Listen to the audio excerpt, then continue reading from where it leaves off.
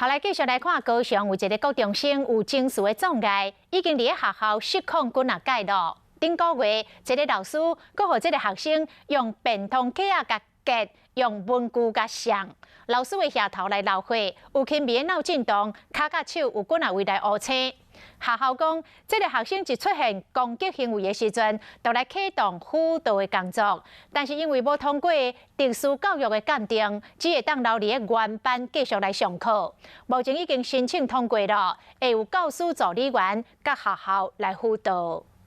来甲看这名女老师，头壳破皮流血，双手双脚嘛乌青凝血，甚至阁有脑震荡的现象，这拢是靠家己家学生攻击所造成的。老师是说，他请他问问题的时候，下课再问，然后他可能情绪上就失控，然后他是拿着便当盒。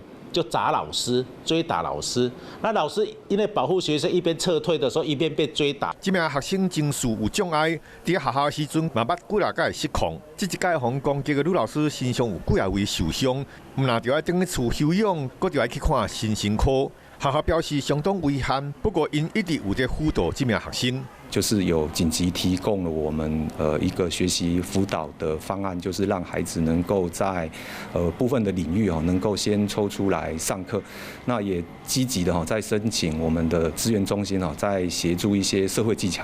虽然学校有长期的辅导，但是老师无过去互拍，实在是真冤枉。教育部表示，学校已经开始评估并且协助学生。要来申请教师的助理员来到学校服务，避免这款的状况再一届发生。